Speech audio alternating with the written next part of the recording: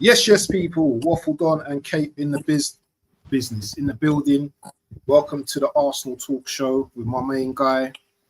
But first, I need to say congratulations, innit? To man, innit? Do you know what I'm saying? Yeah, man reached the 1K. Hey man, 1,000 subs, my brother. How you feeling, my guy?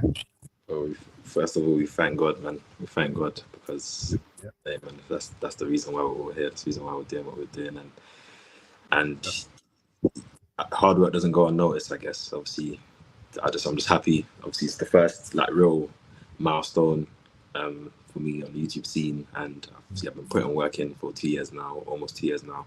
So, hey man, talking about what we love, I have a passion for this stuff. So it's nice to see that people feel you, people want to support you, people want to get behind you, and they find you entertaining. They find you part of your, it's nice to know that you're part of people's day. They watch your content, it helps them get through the day. It's a lovely thing, and I just want to continue to return and give it back, man. Yeah, man, I respect it, to be honest, because getting your first 1K is not easy, bro. It's a grind, bro. It is difficult, man. People don't know, yeah. Once you get to a certain level, you're just constantly just bringing in subs, but that first 1K is probably the most difficult. Do you know what I mean? Because this is the time where people are seeing what you're about. You're not getting that many, people are deciding, should I subscribe to him?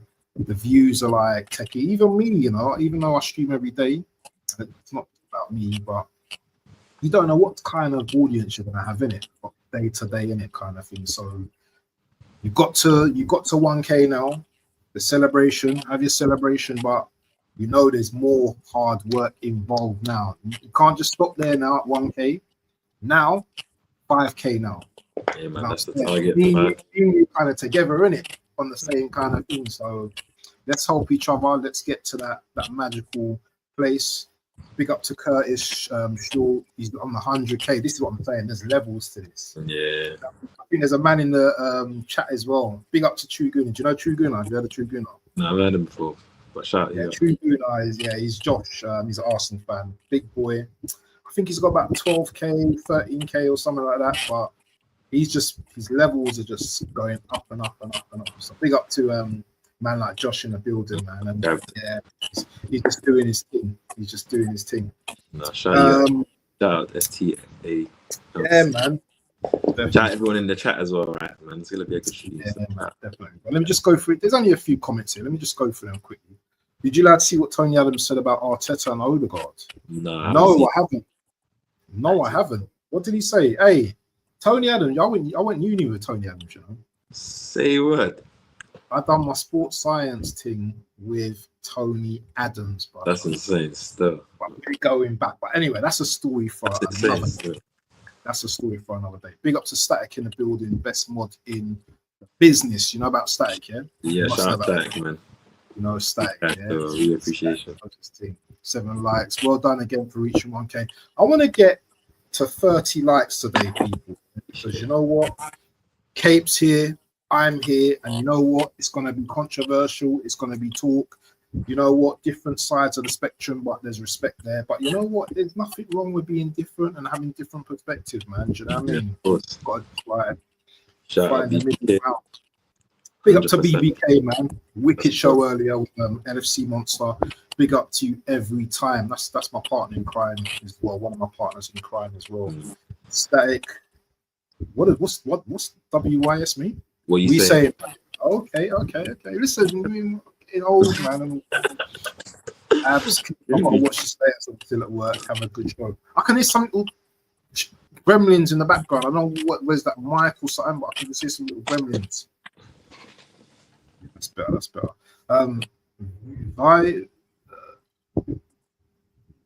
Iwi Matutu. Even the first 100, first time seeing this algorithm threw this up on my page. Big up, gents. Big up. Shout you out, man. Look at that. Shout you, man. Shout you, Matutu, man. I can still hear that noise, that tingling, tingy noise. Hold on, let me see. Let me sort myself out.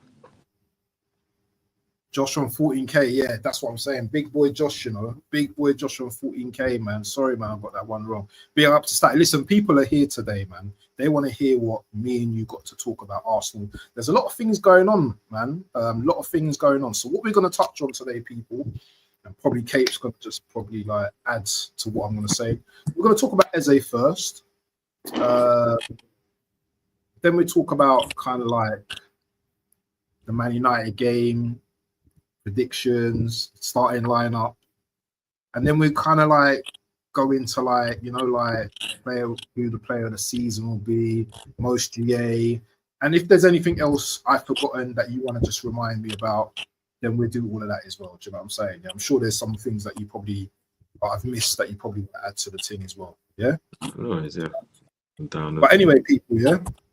Big up to Gary as well in the building, man. Listen, if I start reading out all these comments, bro, yeah, it's gonna be mad. So just let's stop it there. Big up to Josh, though, yeah.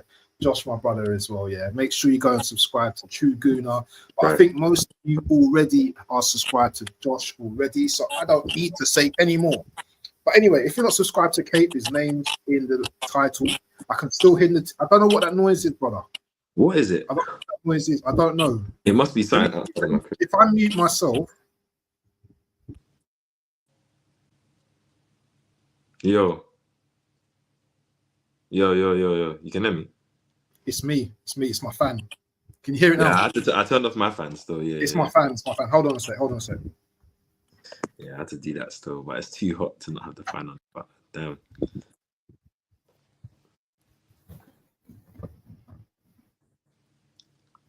Okay, what about now? Yeah, it's all good. That's all good. Anyway, people, you know what? You have to do the little testing and all them kind of things there. Do you know what I mean? Hold on, I can still hear it. Say something. I can't hear something that much. I don't know. Okay, I can't hear it now. Okay. Let's start anyway, bro. Yeah, the first topic, yeah, the hottest topic right now, trending at the moment. Man like Eze, Eberici Eze. Bro, where's he going, man? Where's he gonna end up, man? It's $1 billion question, not really, but I don't see him staying at Palace. No, let's just say that first and foremost, because I think in the World Cup here, we've said this many times, he has a couple of years left. He's getting on the older side, not older side, but he's 27, so he's in those prime years. Palace, he's not going to only play in Conference League, with all due respect, when he could be playing for a Champions League level team. I think that's what his aim is. I think, obviously, this is the problem now, yeah? Like, I spoke about in a lot of my videos, and obviously I was of the opinion that obviously Arsenal done the business in the way that they did, in terms of spending cheap money on like Keppers and Norgards and doing business early to try and give themselves enough time to kind of focus on, you know what I'm saying, that last one or two, and Eze or maybe a Rodrigo. But as the weeks is going by, I'm starting to kind of get that Arsenal feel where I just don't know if we're going to do something, or if we're going to do something, I don't know if it's going to be what I want. Do you know what I mean? Because if Eze is the guy that you want, obviously you will just go get him in it. But we're hearing that there's something about like the release clause actually hasn't expired and expires on Friday. So apparently Spurs and Arsenal are both not trying to pay the money that Palace want. So we know Arsenal will be his first choice. If Arsenal can get the price they want for Eze, I think the deal happens. But I think if Palace aren't budging and Arsenal don't move, I think I won't be surprised if he goes Spurs, because they're still a Champions League team. They're still a better team than Palace, and it will burn. And what about you? I don't know. What I'm trying to say is I don't really know. That's the truth. Yeah, do you know what? I was like, I don't know earlier, and I could be wrong, but I think it's gearing more to him going Spurs. And the reason why I'm saying this year is that they've got a number 10 position that's vacant. And you know what? It's a World Cup year. And he can fill that spot. He can pay that spot for 7-8 months. I think he could even bench Maddison. That's how good he is. Yeah. Do you know what I mean? He's a techie baller, as we know. Arsenal, obviously, I'm only biased and say it's a better club. But you've got to think of your future, innit? Do you know what I mean? He's just got married. He just got married recently. You know, this move is probably going to be his next biggest move. you know, Arsenal in his heart, but it's like, you know what, yeah? I'll give you an example, yeah? Me and you, we applied for 2 jobs, yeah? You know, the first job is like, you know what? I like your CV, you know, you've got potential, they're getting back to you, do you know what I'm saying, yeah? But the second job that you applied for, they're not really responding, do you know what I'm saying? They're not really like, not really showing you much, you know what I'm saying, yeah? You've emailed them once, they're not really responding. They say, yeah, but we still like you and that, yeah. You know, where would you be leaning to? Are you gonna lean to the guys that's showing you, you know what, yeah, hey, I love what you're doing. You know, we want to take you on board, you know what I'm saying? Or you're gonna just wait for the chance that you might lose that opportunity with those ones that are entertaining it to the ones that maybe the better job, maybe more money, or maybe better prospects there, but they're not really saying anything. How would you approach that yourself? Obviously, just in that context of the jobs, it depends on what company I'm applying for. Like, if one is like Google and like one is like something else, it's like it depends on what the. Do you know what I'm saying? Because if you're saying this is like my one final move, career move, like this is where I'm gonna. Do you know what I'm saying? I have to take into account if I'm just got married, I'm gonna probably have kids in a year or 2. Like, obviously, God willing, like you want to have the best situation, and obviously. I don't think Spurs is a bad situation. I don't think Arsenal is, like I'm saying. But where Arsenal are right now, where Arsenal and Spurs are right now, albeit obviously Spurs did get in Champions League via the Europa League win, it's 2 different places. They got a new manager. They got obviously a refreshing team, losing most of their, obviously they lost Son. They're going to refresh the team. I'm not saying Spurs are not be good. I think they're going to be very good this season. But he has to think about that. And if you're coming to replace James Maddison and Kulusevski as well, if you think about it, because if they're going to get that Savio guy from City, then they're going to have both Kudus and Savio and Tel and Odegaard to play wing. So I don't think Kulusevski will come back to play wing. So it's like you're going to have a couple more players to compete with. And yeah, you probably would establish yourself in the starting lineup, but it's Spurs. And that's the team that it's like he's come publicly and said he supports Arsenal. He's played for Arsenal's academy. This is, you know what I'm saying? I think it just depends on Arsenal. And if Arsenal have told Eze, because I'm seeing like obviously these little ITKs and that, and obviously take all that stuff with a pinch of salt and it on Twitter. Like, don't be too, do you know what I mean? But like, they're saying that obviously Arsenal, that Eze wants to go to Arsenal. Arsenal want Eze. Arsenal are relaxed because they believe they can get the valuation that they want to pay, which is under what Palace want. And I think the fact that Spurs also don't want to pay that high of a price, I guess it kind of gives them an advantage, because I think Spurs can come in and move, but it might be similar to like the Sesko situation with Newcastle and United, where I think, if I'm correct, and I'm pretty sure I am, Newcastle actually bid a better package than what United actually paid for Sesko. And they bid that first. And I'm pretty sure that bid was valid for like a week before we saw United come in with their bid. So it's like, it wouldn't faze me even if Spurs bid what let's say Palace would want, and I guess the club is okay, or the club hasn't agreed. Because if Eze says, no, Arsenal are going to come in with a bid, and the bid isn't acceptable for Palace, I think he goes Arsenal.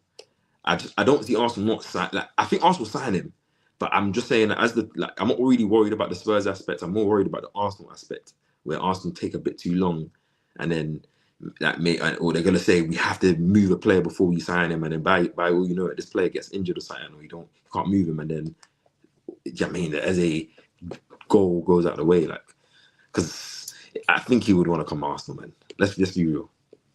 This is the thing, though.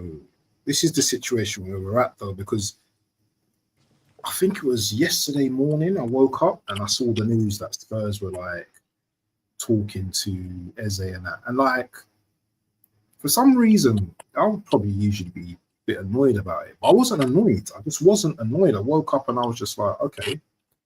Do you know what I'm saying? Because sometimes we move a little bit slow and we just think, you know, we're like that laid back trap in it that, do you know what, just don't worry, we're coming in for you. We're confident we're going to come in for you. And do you know what I'm saying? Yeah, like, we don't know what's been said in it to Eze, innit? We don't know in it. You know what I mean? There could be a little gentleman's agreement between Berta, you know what I mean, that we're so confident that we're not saying anything, in it. Because I think personal terms apparently have been agreed. It's just that obviously the bid has, you know, not put in a bid for him. what are the, and the thing is, another problem as well that I think as well is that position as well could be kind of like busy as well, because you've already got Odegaard's, potentially Ethan in that position as well.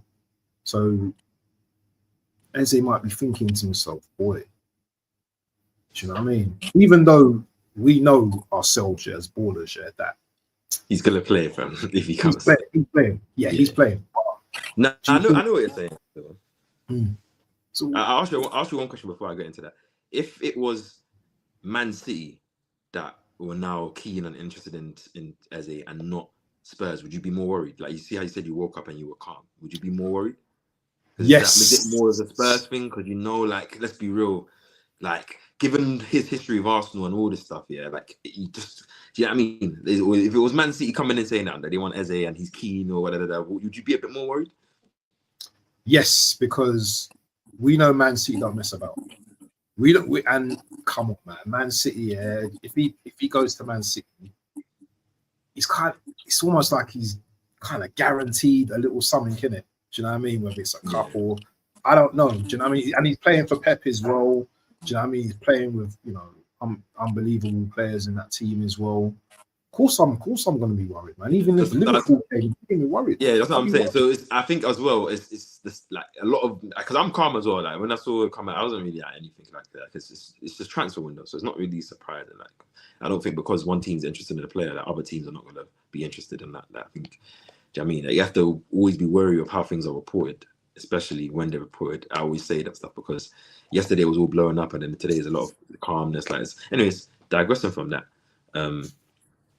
I'm not saying Spurs wouldn't mess with Eze. It's always about whether a player wants to go to the certain club. As I said, Newcastle wasn't wasting time with Sesko. Put that money down, and Man United said, and Sesko said, I want to go United still. And the thing is, though, you know, the thing is though, Kate, though, and I can be biased, but I can also see why he would want to go Spurs. Spurs are the Europa champions right now. Yes, they had a really rubbish season last season, but we can't forget that. We can't forget that they brought in Kudos. They brought in who else? They brought in as well. They brought in another player, Paulinho.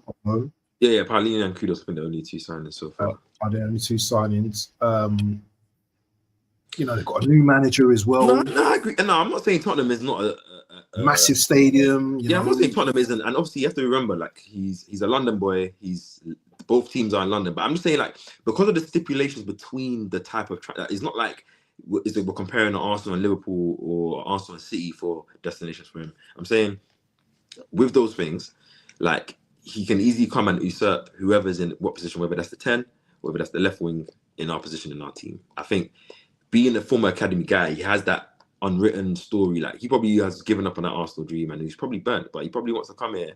And if there's any staff that were still here that released him, and there's any other coaches, he's gonna come in and say, fam, you could have had this for years, but you decided to, do you know what I mean? And also, I think Arsenal, as we all want, trying to compete for a title, like, which we went to the semi-finals of the Champions League last season.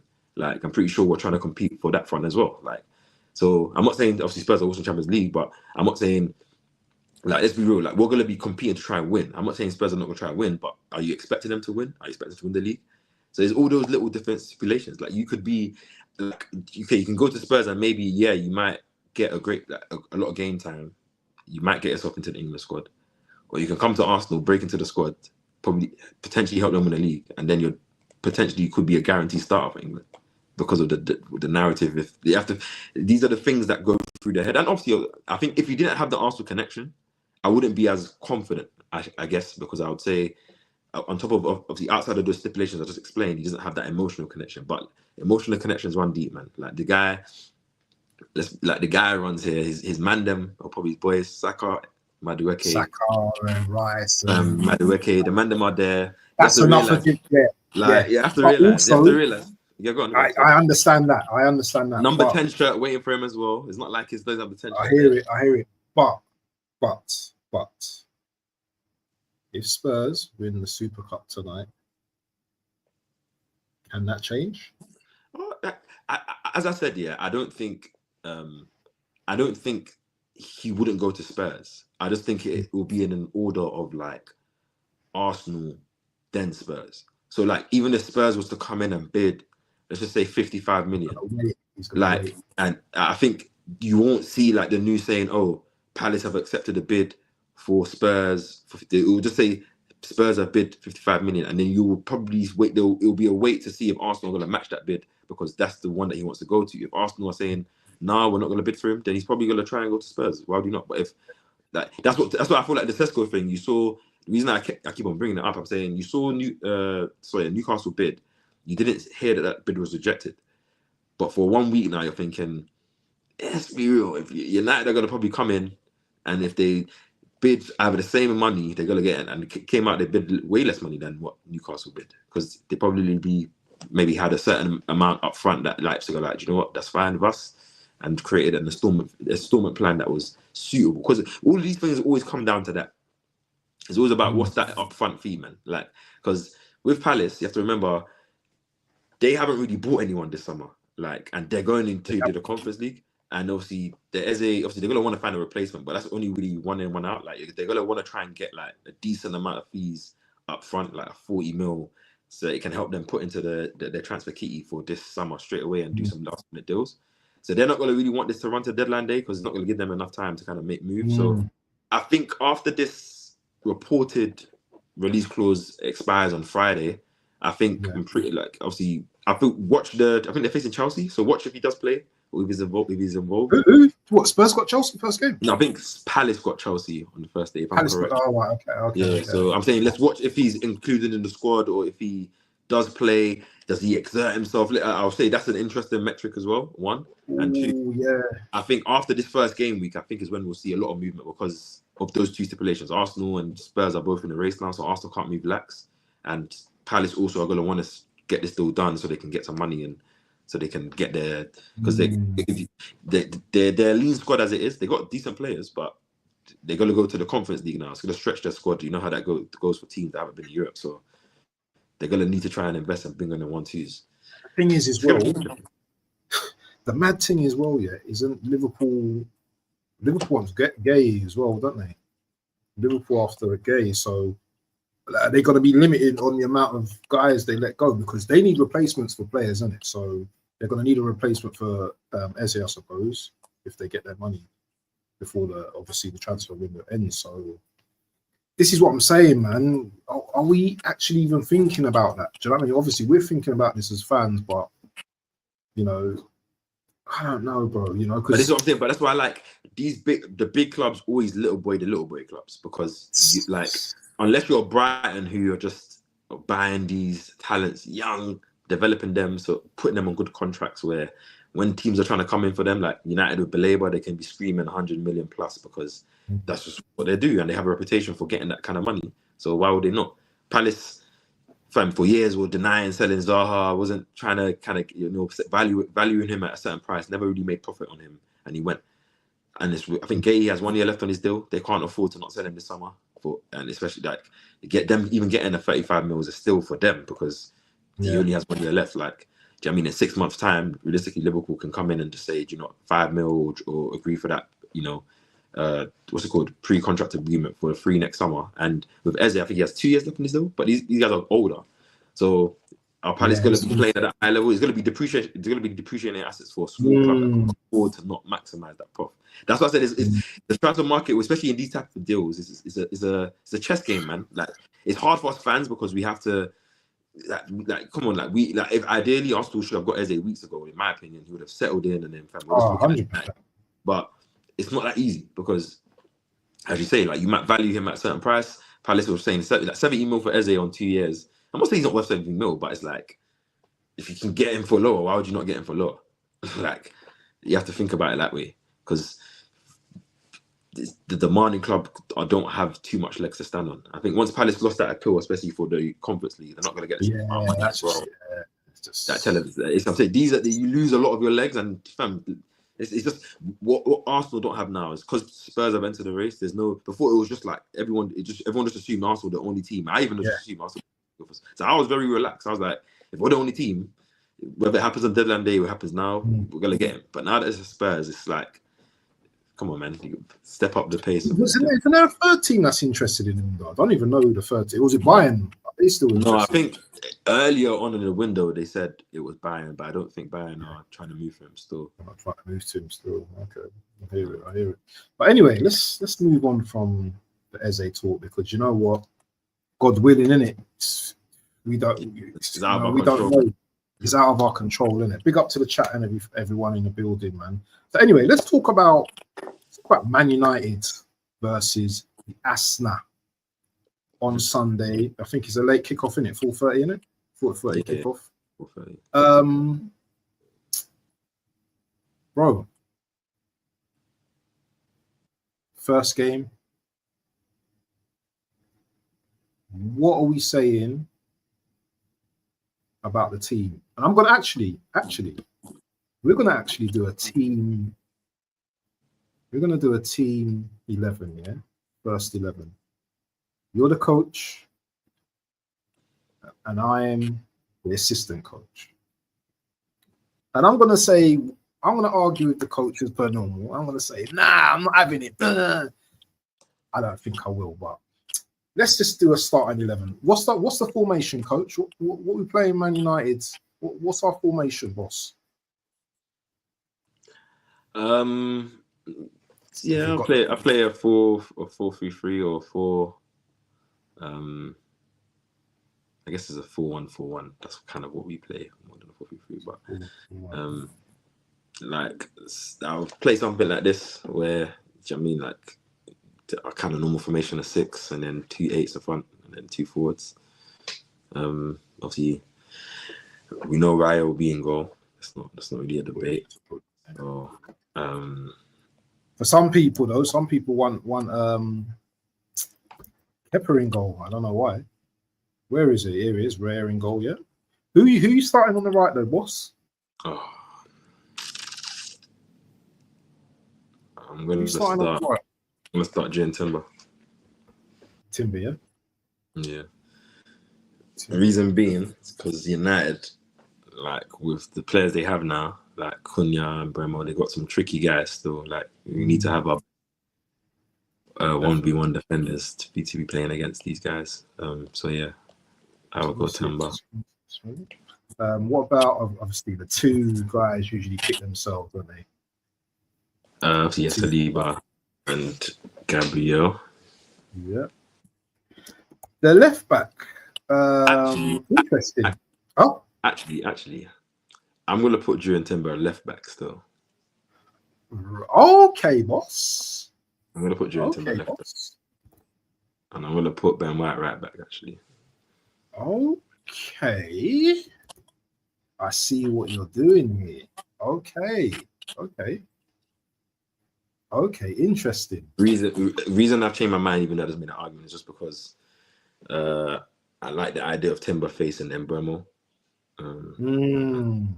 He cuts in on his left, so having that, natural guy cutting in and being on Timber's stronger foot. Obviously, I know people don't like that idea, but that was what I go with. And I think Ben White, as I said in one of my last videos, I think he's been one of our best players this pre-season. And he looks back to himself. He looks fit. He looks ready. He looks like he's not carrying no injuries of mine. So, despite obviously him not being the best 1v1 defender, I think what he can offer us both on the ball and going forward to help us Saka, like I need that. So yeah.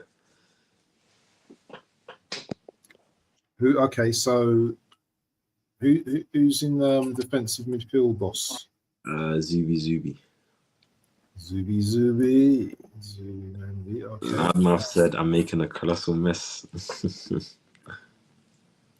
Loudmouth is Liverpool, isn't it? Yeah, boy. Yeah. I saw him earlier today, man. Big up to Loudmouth. Make sure you go and subscribe to Loudmouth. Big up you, man. I call him deep voice, man. The brother's got a big voice, brother. He's my guy. People in minds. Yeah, big up to Loudmouth though in the building. Big up my boy. Subscribe to his channel as well. It's very good. Yeah. Make sure even though he's the ops, but he makes very good. Yeah, no, but still, man, it's all love, man. It's very good content. What's this? Johnny Gunn says we'll win because their real issue is their midfield. They don't have anyone to protect the back line. Onana is being left out to dry. Yeah. Well, we'll see, man. So obviously, I'll go with Zubimendi in midfield. I'll go in this game. I know Odegaard and Rice. Sorry, Odegaard and Rice are going to start. So I'm going to just predict what we're going to play. So what? Odegaard's here. Yeah, Odegaard on the right. White. Odegaard, yeah. And Rice here. Yeah. Okay. We know he's going to start on the right, don't we? Yeah. Actually, I don't know, boss. You tell me, boss. No, Bukayo Saka's going to be starting, and he's going to start every game. He can start. No, yeah. I thought he was going to say Madueke on the right start. No, not yet. Obviously up front in this game, I'm going to go with Gyökeres.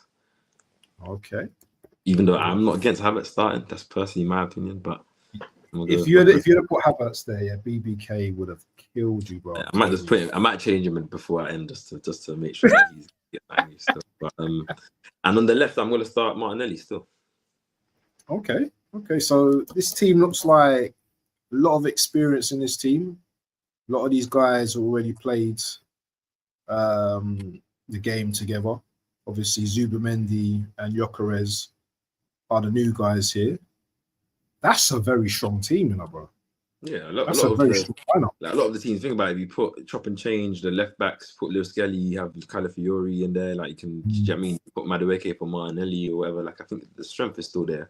I think I won't be surprised if Mikel starts that lineup you saw against Bilbao where Calafiori is playing left back. I think the dynamics that he brought was very, very, very, very interesting. And I think for a good point, someone said in the chat, like the midfield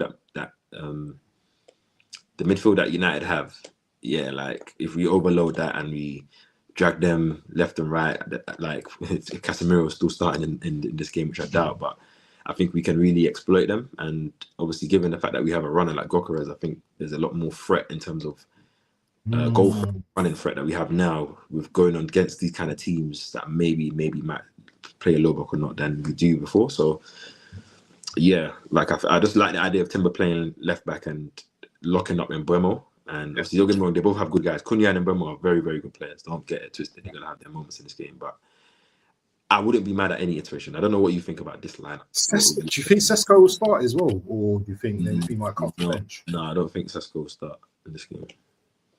I don't think he's had much of a pre-season, if I'm correct. And I'm not saying he would have started, but I just don't see them starting him. Maybe they bring him off the bench. But who knows? He might have a great week and they might say, cool.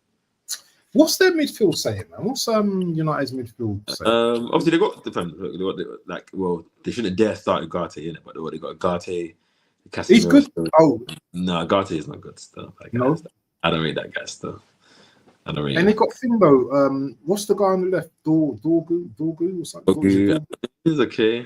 Like I think they got Kobe Manu, amazing player. They got Bruno Fernandes, amazing player. Those two are probably sure they will be starting at in some type of way. And I'm pretty sure because of the type of team we are, they're gonna probably play one of Ugarte or Casemiro. Casemiro. Yeah, he still plays for United. Casemiro's still at the club. I believe so, if I'm correct. So, yeah.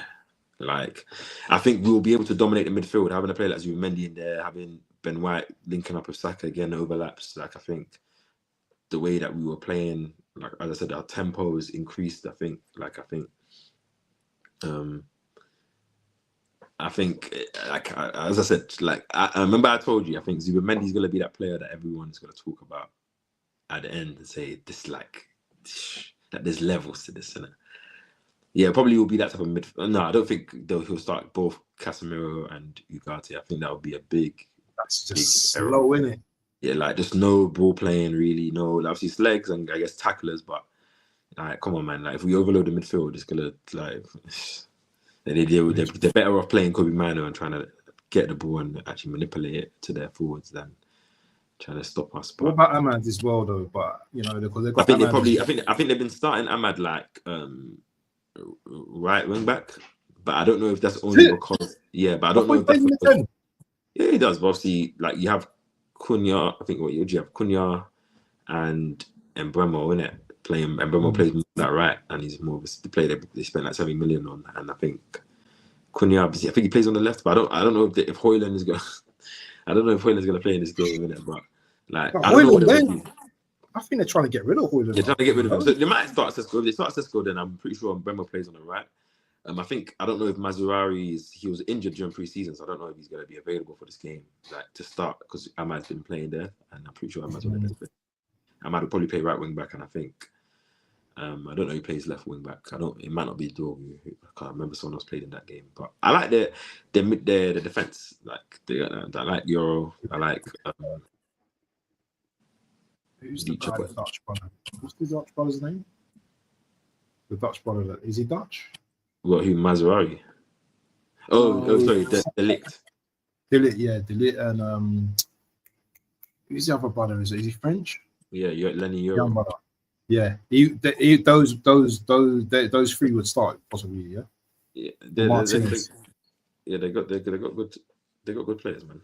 Like, I don't know if Martinez Lautaro is back, but like either way, it's a game. Like as the days are counting by, like, I'm excited to see this game, and I wish it was even playing on a Saturday personally, because I just want to watch us play. But how are we gonna approach this game though? Let's just get real analytical about this game, man. Because obviously we looked at the line. Do you know what? That lineup, I'm probably gonna play the two. I'm probably gonna play like a pivot of Rice and Zubimendi. So I'm probably gonna opt for a 4-2. Is it 4-2? Yeah, no, 4-2-3-1. But that's what I'm saying. Like the way that they played it in against Bilbao, that's what I want more. Like where Rice drops a bit more deeper. Yeah. I like, obviously, maybe because I'm a nerd. I like starting in certain formations, because it's like then you're not setting that formation. It's harder for people to mark when you're making those movements and changing formation within when you're on the ball. Like I think. Like that depends on like how Timber plays, if he is playing left back. But if Calafiori starts left back and Timber starts right back, like I'm okay with it, because it's just about, we have to be careful on that counter, because United have good players and better players than Bilbao have that they can punish us. So it's like that's where I'm a bit more weary of playing Calafiori there and letting him just go loose. But I'll definitely drop Rice next to Zubimendi and let Odegaard kind of free roam and all the attackers kind of free roam. Do you think the crowd's going to play a lot of? They're going to play, obviously going to Old Trafford, ain't it? Do you know what? Let's forget about their season last season. Yeah, they're going to be coming out to play on Sunday. Ain't going to be no. You know what? Yeah, we're feeling sorry for ourselves last season. This is a game where they're going to want to win, and they're going to want to show the league and show us. Listen, you see these players that we got now. We are one game a week. We're looking to do something. Top 4, win a cup or whatever. Does the crowd play, into their hands? The 12th man and all that kind of stuff against an Arsenal team that fairly experienced, but we've got a couple of new players in Gyökeres and Zubimendi. Will they be ready for this type of game, in your opinion?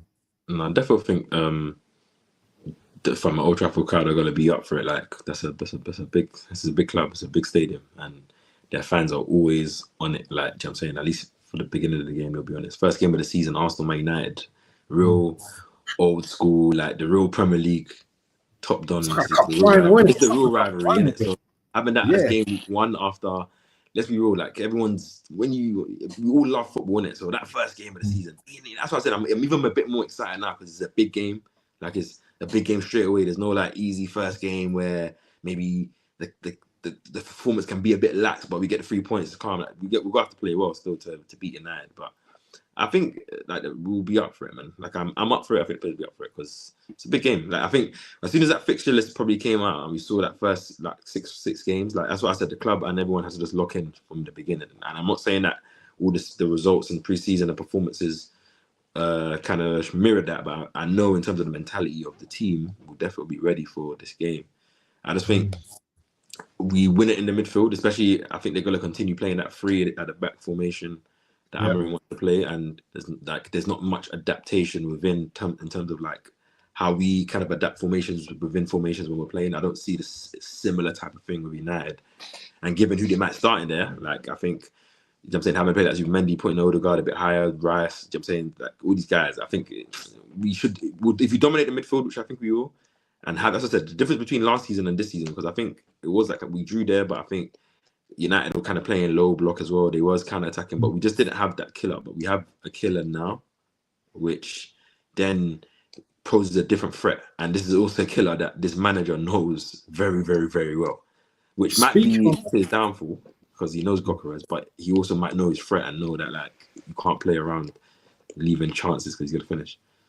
Speaking on that though, you just mentioned low block. Yeah, many teams try to frustrate us by playing the low block. Yeah, do you think Amarin's learned anything from watching some of our preseason games where teams just like, all right, we're gonna just stand on our, we're just gonna sit on our box, yeah, defend, and then Man United, yeah, because let's get deep now, yeah. Man United, yeah, historically, yeah, or I could say for the last 10 years, they've been quite a very good counter-attacking team.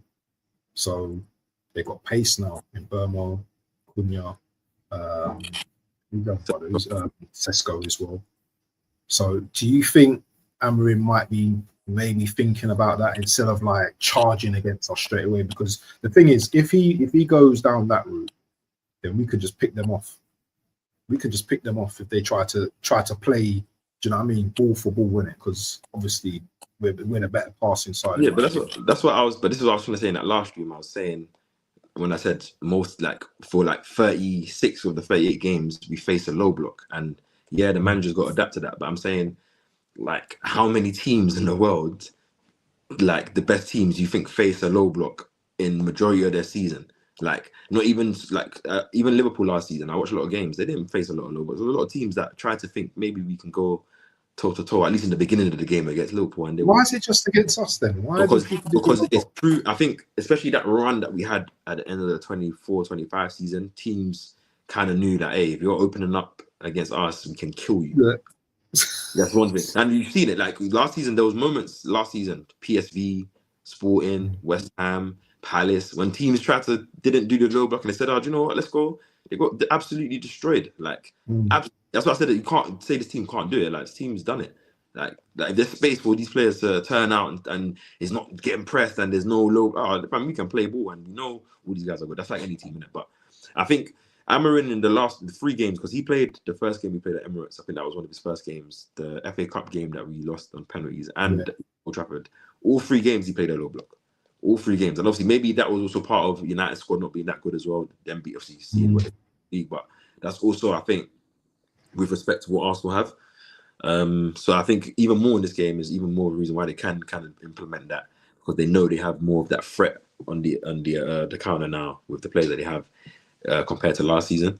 But I think also we're a bit more prepared for that type of situation. But I think given the first game of the season, I don't see them, especially in the early parts of the game, I don't see them first 1 minute of the game going to a low block and saying, oh, Arsenal. I think it's going to be like maybe 10 minutes. There'll be a bit of they're going to try to get the crowd on their side, entertain it first game. And it depends on how we handle that. If we start calming down, playing football, quiet in the crowd, it probably will result to meaning it. In terms of like key players for this game, I've already got a player in my head already, yeah, that I think that's going to be key in this game, yeah. Saka. That's all I have to say, man. I just got a feeling Saka, yeah, because apparently, I think if you do the history, yeah, both teams have, opening games they're usually very good. Both teams, they're usually 3 points for both teams.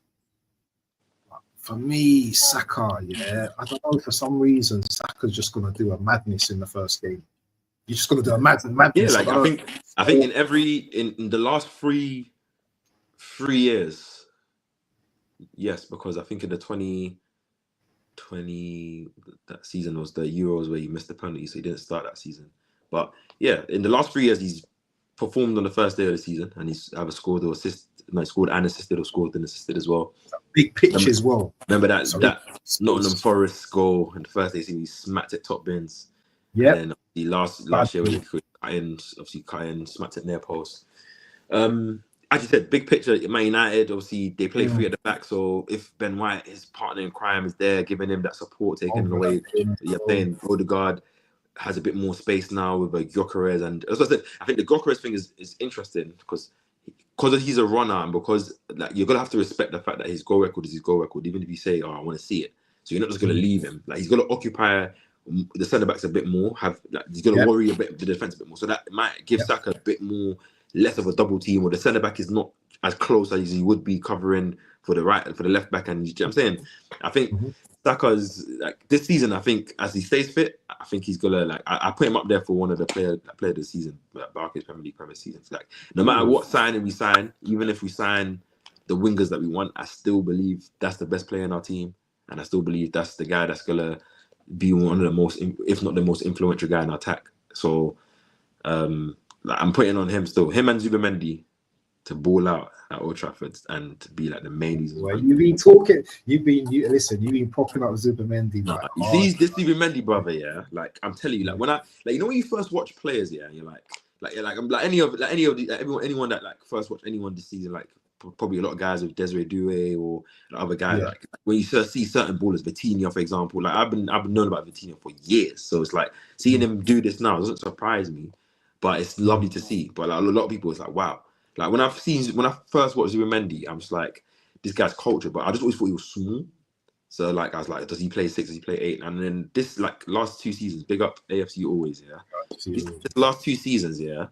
Like what I've been watching him, I'm telling you, that Euros last year, like trust me, like if you ever want to go watch that final when Rodri came off and look what this guy done against England, it's insane. Like I watched him for Sociedad, and just watching him in those Nations League games against Portugal, I think it was France.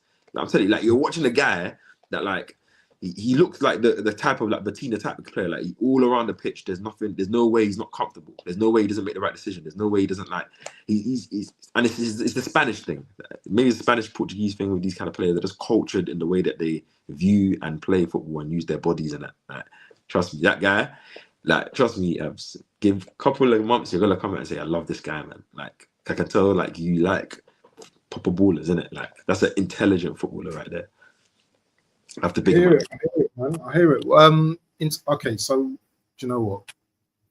In terms of concerns, do you have any concerns of any of our players starting that game?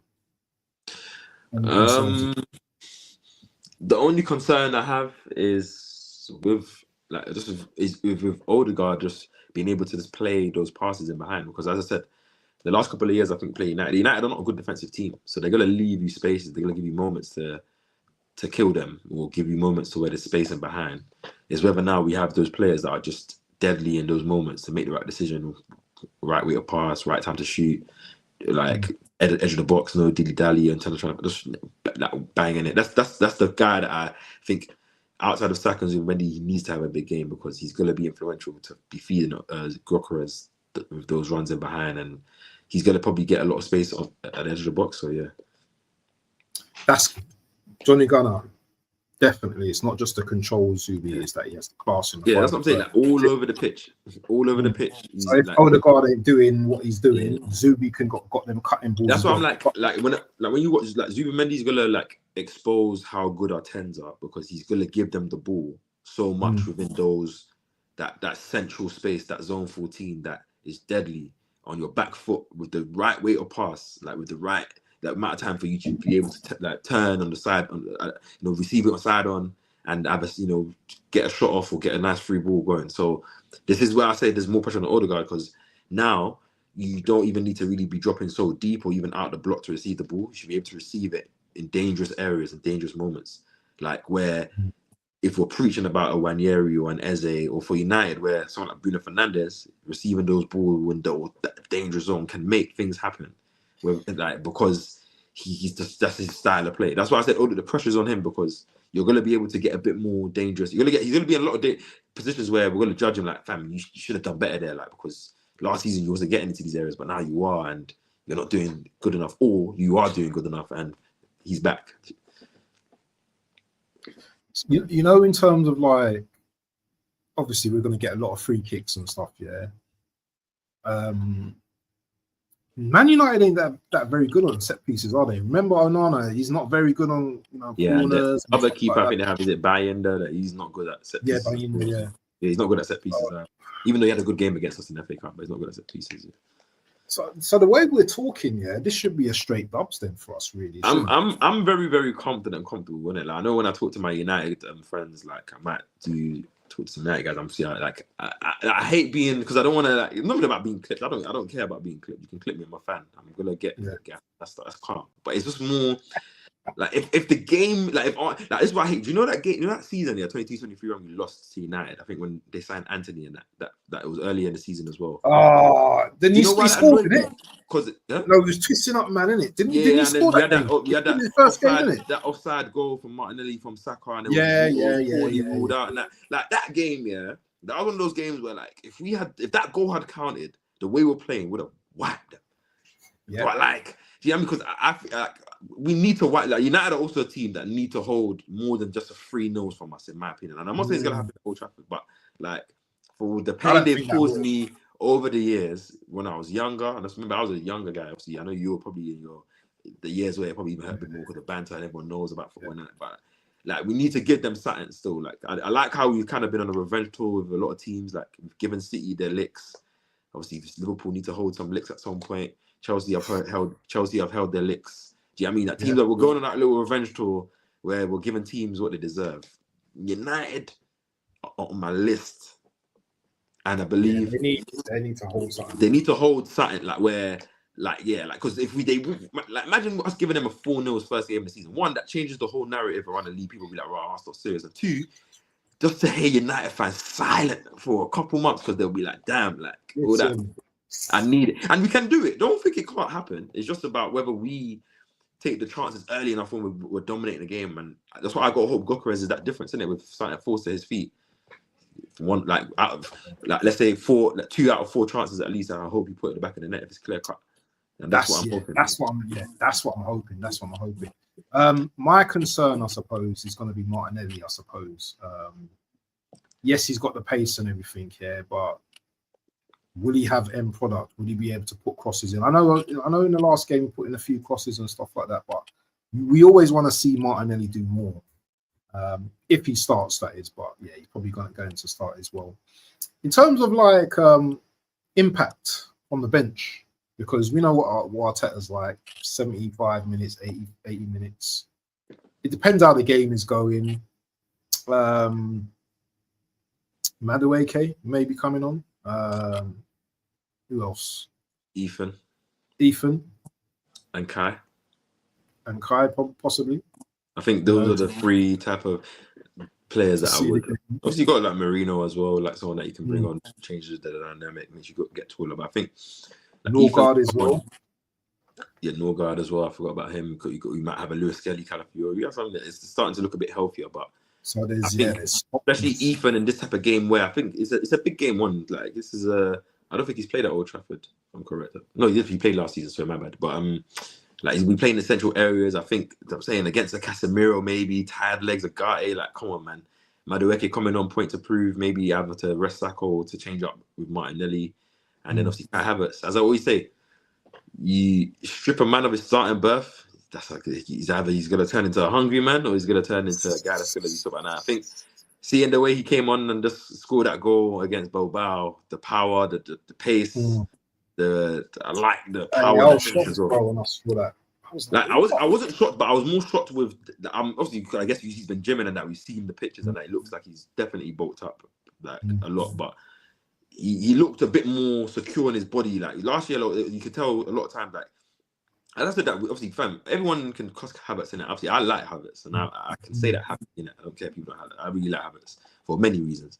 But I think one thing people don't like, and again, I'm a nerd, yeah. Like, when he went to Chelsea, I think he suffered a growth spurt. Like, if you saw at Leverkusen, he was a bit way shorter than how he is now. Yeah. That's why he could play in that 10 type of SS position, because he was of that height. Now that he's like 6'5", I think he is, or 6'4". Like, I think, like, imagine you playing in a way, and then your body grows, and you can't do the same things that you was once doing. Because it's not that you can't do them, but you just don't understand your body composition. I think I feel like now I can see him fully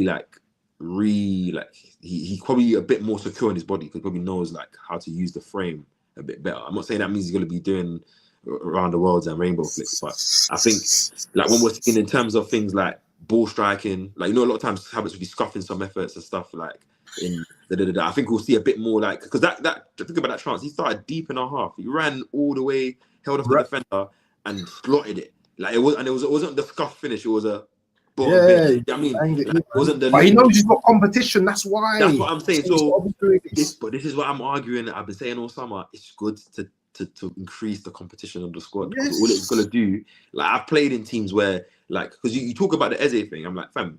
So it's nice. Don't get me wrong. Like, it's nice playing in a team where you know you're gonna play every week. But if the team is not that good, I'm not saying Spurs are not that good, but yeah, I mean, but when you're playing in a good team where you know, like, hey, if I'm not on my A game, because it's two things. If I'm not on my A game, another guy can take my position, and two, I don't have to kill myself because I know there's other guys in the team that are the level that, like, fam, if I'm injured or if I have a knock, and fam, I can be honest and tell the manager, yeah, like, I can hold bench today because I don't need to, because the team will still win. And at the end of the day, most of these men want to win, man. It's not just about personal accolades. You look back at your career, you want to see some titles and some medals, like, of high esteem. Like, you don't want to just say, oh, I played the most amount of minutes, man. No one, that's not a stat that we ever see come up saying, oh, this guy's played the most minutes in Premier League history. Congrats. Like, but I like it, because if Havertz becomes like, man, he had nine last year, obviously, with the injury. I think he had like 12 or 13 or 14 the year before. Like, who knows? Who knows? That's what I'm gonna say. Who knows? Definitely. Something else. Oh yeah, there's this comment here. Yeah, I don't know too much about this, but True Gooner said, Tony Adams said you're not going to win the league with Odegaard as captain. He said Rice should be captain. Who's a winner, and Arteta isn't.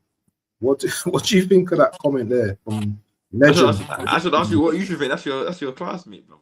Like, what do you think of your players filling the team and the captain? You know what? Tony Adams is a legend for me, innit? At Arsenal, innit? There's no even question. I'm not even going to question that. Do you know what I mean?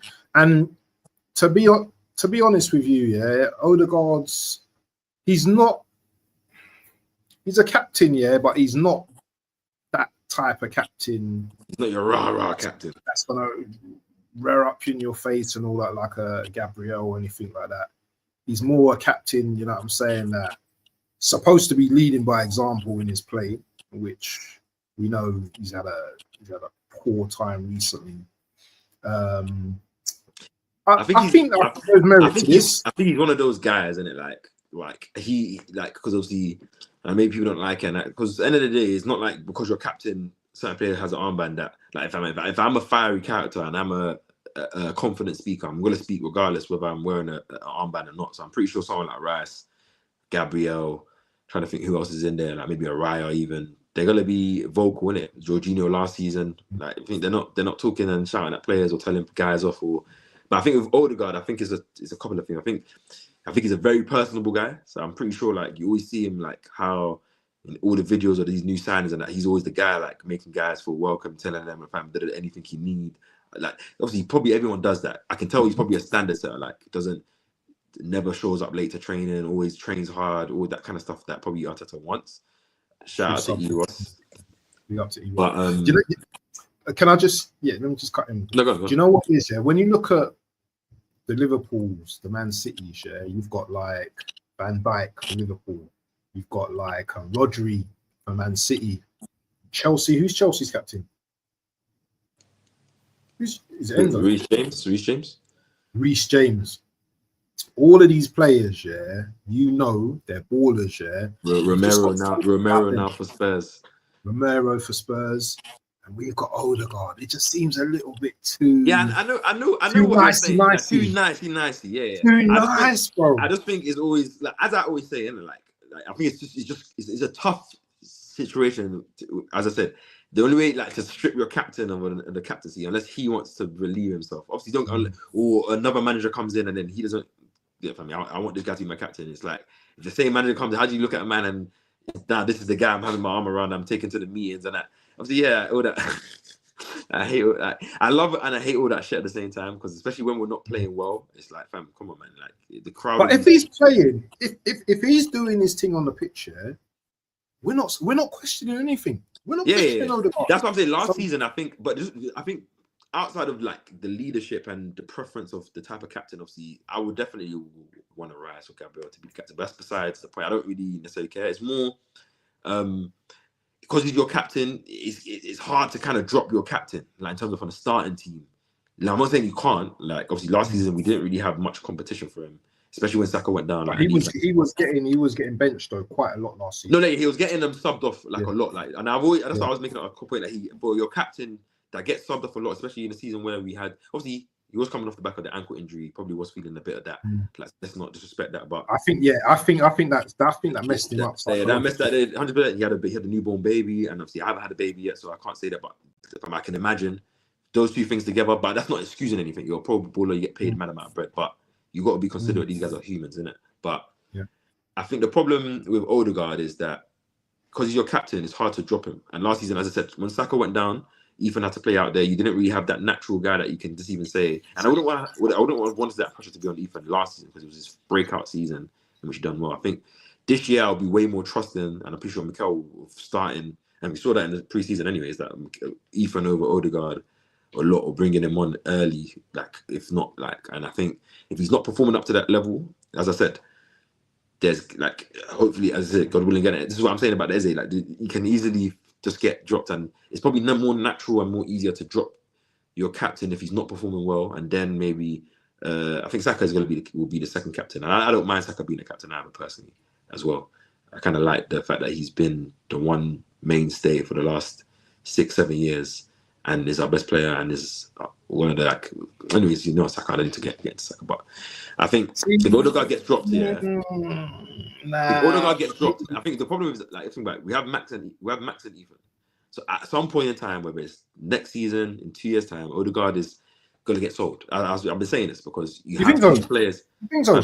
2 years' time, Ethan will be 18, Max will be 17, 18. Like then these guys with the talent level that they have, with the way football's moving, like they should be ready to be starting. And I think they have intangibles that Odegaard just don't. How old is Odegaard now? He's like 25. I think like 25, 26. Okay, so he's still yeah, so I'm saying like he's gonna enter that age where like if he's not continuously going like this, he's gonna plateau a bit, and then your price. So you have to cash in where you can cash in, and that's a commodity, like a big commodity that you can sell and get a lot of bread back, especially if you have in-house replacements for him ready. He'd have admirers as well, wouldn't it? He'd definitely have admirers. Come on, that's what I said. Like the reason why like it's annoying with, and I'm pretty sure we'll transition in terms of the selling of the certain players that we have in our squad, is that this is the last kind of group of, let's say, the dead wood.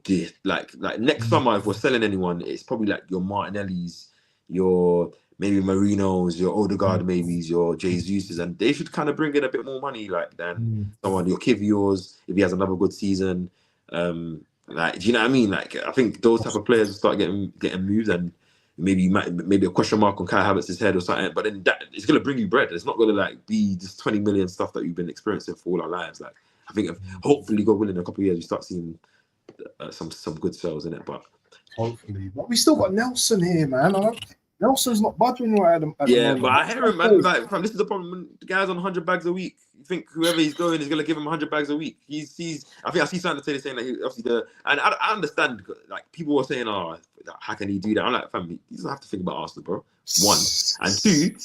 If at the same time, I respect. I can see. I'm thinking of Nelson. He's probably seeing it as like, fam, I don't see myself being just a mid-table Premier League club type of guy. Like I see myself as playing as a top 4 or top team in Europe type of guy. Maybe going the Lookman route and maybe playing for like a top Italian team or top Spanish team or top German team. Like, do you know what I mean? Like, or French team. Like, I don't see him and his talent level. I can't, like when I watch Nelson's cold. Like everyone's doing it. And I feel like he's not consistent enough though. That's the thing. But he don't play consistently. That's why I'm pretty sure. That's why I think he wants to have a 1 season loan. He's probably willing and hoping that he can stay fit for the whole season. Because I can't lie, if he can stay for the whole season, I think he will surprise a lot of men. And then maybe from there he can go the Lookman route where Arsenal might say, you have 1 year left next year or whatever, or maybe on a free. Yeah, be 1 year left, and then fam, like you can go wherever you want, or maybe you have a lot more suitors because Fulham might buy you and there might be like a £50 million deal, but then that might be your ceiling now.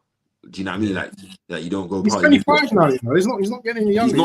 But he's not too old. Like think about it. I heard and stupidly, man that were talking like Rashford couldn't be playing for any best European team. As the stupid man, I don't watch ball because then you're watching him for Barca and you're seeing one that fits so nicely. Don't get me wrong, that shot that he missed in that first season was insane. But he was just too buff, innit? So I'm not really, but watching how he looks smooth, he looks slim, good. And he already looked that when he played for Villa last season. And I was like, fam, people write off guys. And Rashford is like 28 now, 27, 28. He looks like he can have another rebirth of his career because, like, I don't know if anyone's watched that Gary Lineker, Michael Richards. Yeah, I haven't seen that yet. Yeah, like I saw a little clip and I said I'm gonna watch it. He was saying something like he was talking about the situation, like how he's never really had good coaching since his time coming through. Is that what he's saying? Yeah, and I've been saying this for a long time in my United boys. I'm like, fam, if you and obviously, yeah, you've had Jose Mourinho. Hold on, he's had Mourinho. He's had who's the Dutch guy, the Dutch. Oh, Van Gaal. Van Gaal. Who else has he had? He's had a few good coaches, isn't it? But Mourinho at the end of his time, where I'm not saying this play, like how many new guys have developed, young guys have come out from a Mourinho crop in the last 10 years compared to that 2000 to 2015 era. Not trying to say it's not. Same thing with Van Gaal. Like, I'm not saying it's why I argued the Conte thing. I said those man's era and their prime was a long time ago. I'm not saying they're not good managers, but at the best level. He messed him up though. What's his name? Oli. Who's the one? Oli. Not Oli. The one before. The one after him. Oh, Ten Hag. Ten Hag. But that's what I'm saying. But I'm saying like you have to think about it, like Rashford came through at like 18, raw, amazing young talent, and obviously skillful. We're looking at him when Mbappe was coming through, saying similar play style, English type of guy. And you have to realize is that trajectory goes when he now finally plays for a good coach in Hansi Flick in a mad environment, competitive, great football. Like, there's no surprise. Probably this is going to be you'll see an elevation in this game. Obviously, he definitely has to be in the England squad next summer. But you'll see elevation in this game that whether Barca keep him next summer or wherever he goes, I'm telling you that you'll see a level like of consistency in Rashford's game that he didn't really have. And it just comes from culture, man, because it's the little things. Someone that takes you to the side, works on your game properly, can really get through to you because Rashford is he's going to know this is like, he's going to also know that if I need to take these opportunities because let's be real, do you have thought he's going to be playing for Barcelona at some point in his career, maybe maybe 2 years ago under Ten Hag? He's probably thinking, I don't know. Like he went to Villa, he humbled himself, he grinded. He was good at Villa. I thought he was decent. Very, very good. Like personally, I would have taken him at Arsenal. I would have taken him at Arsenal. I'm telling you for free. I would have taken him over Martinelli. I would have taken him at Arsenal in January when he went on loan. I would have taken him there, and I would have taken him this summer personally because Rashford is a baller still, and with good coaching, and I think Mikel is a very good coach. Like, yeah, I think Rashford's have a very good season still. Like, very, very good season. As long as he stays fit, boy. When you're playing in a team with so many good players, like the passes that Barca have. Lamine, Yamal, Rafinha. That's who's competing with in that position, isn't it? Yeah, like Rafinha, but I think they're gonna move Rafinha into like the 10, and then they're gonna pay. Pay like Pedri, I think, Frankie De Jong, and Rafinha 10, and then Lamine. Crazy team then. And then you have Balde left back overlapping him. I'm telling you that Rashford season, and people will say, "Oh, he's a good team." We're gonna watch him do some mad stuff that's gonna make people say. Like, yeah, but so that's a little digress around Rashford and that. Yeah. Allow it, man. We're giving them man too much. He's not even a Man United player no more, so. Yeah, so this is what I'm saying, isn't it? Like, when he, like, hey, who knows? Actually, he is still. He's on loan, isn't it? So yeah, he is. But so is Garnacho, and so is Anthony, and so is Jadon Sancho as well. Still a United player as well. So. Do you think we're gonna bring anyone in before the end of the season? I hope so. I do understand. Like, I think obviously everyone we're all getting angry saying, "Oh, why?" But I do understand. Like, you got to make some sales. Like, I think we've only made 6.9 million this summer. It's shit still. Like, yeah, I think that's from Nuno Tavares. I think it's shit still. Like, at the end of the day, like you can't just go out and spend another 60 million on Eze and then maybe. Like, you have to try and sell someone, like, which is why I'm saying this is where Burton needs to, like, he's done the first half of his, like, come in, done the contract renewals, done the early signings, got the striker in, ooh, cool. Bro, what Eddie failed to do was sell guys on time, sell guys early, and get good price. Apart from last summer when he kind of sold ESR and Ramsdale and Nketiah, but like one could argue that you could have probably got a bit more money for those guys as well, given like how some of these guys went for 50 million in this transfer window. But neither here nor there. Better like if. Like I'm not just blaming on you. That these players as well. As I said, it's hard. Arsenal got Zinchenko on bread, Nelson on bread, Trossard on bread. Like they're not.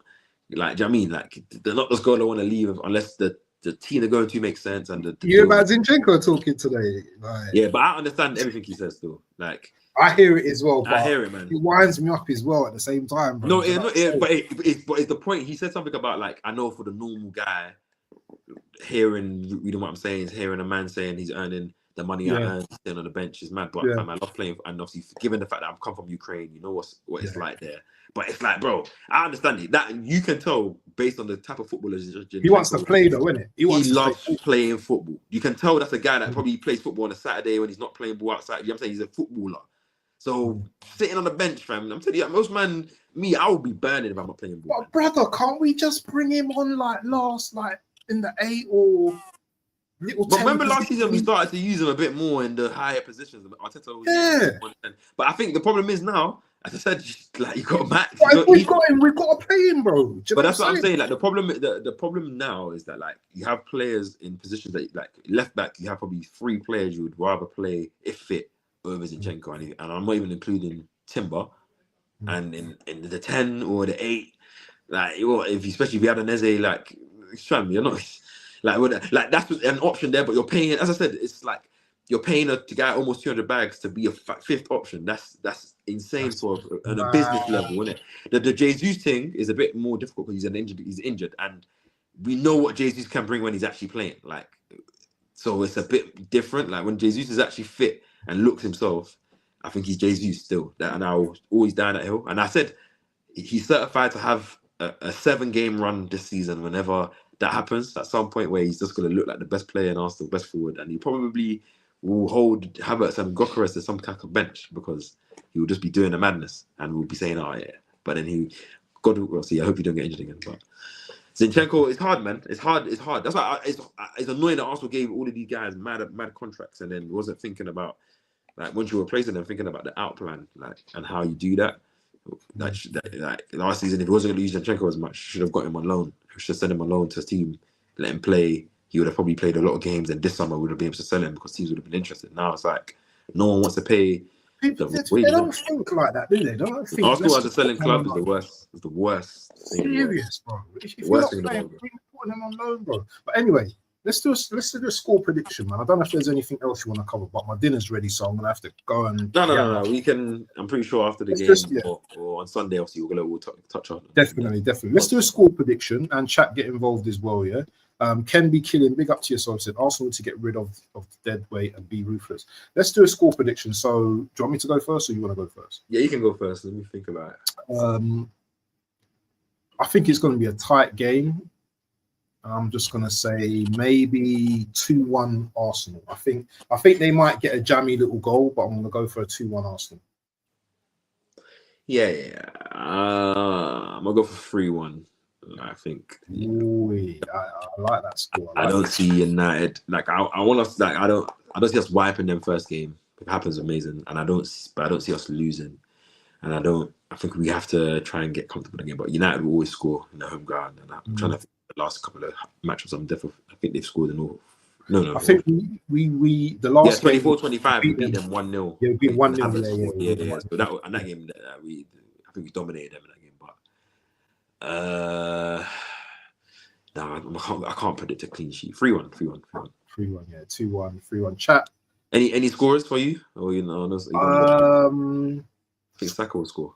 Not sure. I think Saka and Gyökeres, bro. Yeah, I can go with that. I think those are going to be my scores. I think Gyökeres is going to score in his debut, bro. Yeah, confidence is just going to be like that. Yeah. I think him getting that goal on Saturday probably would have relaxed him a lot, like in the sense of like just opening that account in pre-season. So now when he's going to the game, he's not catty for that first goal, even though like it's an official goal. So yeah, because you know what? The other mad thing is as well, just before we wrap up, it's going to be Gyökeres versus Sesko this season, isn't it? That's the narrative. That's going to be them two, man. But you got anything coming up before we wrap up, my brother? Any shows, any new videos that you? I'm depending on the time because I'm gonna watch the Super Cup game, so I don't know. Oh yeah, it's starting in 3 minutes, bro. We gotta go. Yeah. So I was gonna go live today, but I might just go live tomorrow, probably a bit earlier, like around this type of time after I finish coaching, and then coaching. You do coaching? Yeah, I coach some under 14 still. Wicked. We need to talk about that. Nice, big up. I'll tell you outside. So yeah, obviously I have 2 sessions a week, so obviously I have to rush after work. But if I get back, I will definitely do a live because I need to talk about this edit stuff and any other updates. And obviously I need to do kind of the season prediction video as well. So that should be coming out. Yeah. But make sure you guys, Cape's name is in the title. Make sure you subscribe to Cape if you haven't subscribed to Cape. And hopefully we'll be back next Wednesday. Hopefully this is a regular thing, in it. You know what I mean? When we every Wednesday I'm about, so we can literally same time, same place, book it, man. Same time, same place, people. Yeah, but listen, people. Yeah, it was a great show today, man. You know what I mean? Yeah, just going in depth about both about our team and stuff. And listen, let's try and just be positive. Not even try. Let's be positive about the first game, guys. Yeah, let's do what we're doing, in it. Do you know what I'm saying? Yeah, let's go. A positive mindset. Big up to TKA, man. Big up, brothers. Did you see Tony Adams? I don't rate the I don't rate the comments, especially comment before the game as well. Like the timing, man. But I know how most of these. I know how some. It's understandable how he might think and his opinions. He's entitled to his feelings. He's a veteran, in it, and kind of thing, in it. He's a winner, so I can't ever argue with him. He's a captain. He's a leader. If you watch the video back, TK, you'll see our opinions. On the captain and stuff. And the thing is, as well, to be honest with you as well, Rice is a bit of a joker as well at times as well. For me, the captain should be Gabriel. For me, because Gabriel, guys, serious guy, bro. You know what I'm saying? Yeah, he's the face. He should be the captain of the club.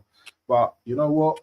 Rice as well is in with a shout as well. I hear it, but for me, Gabriel's got to be the captain. But listen, people, shout out Static. I need to pay my rent. Yeah, shout out to Static. I need to pay my rent. The money's got spent. All right, cool, guys. Hey, time to go. All right, you guys. Guys, appreciate all the love. Catch you guys next week, man. Peace, my peeps.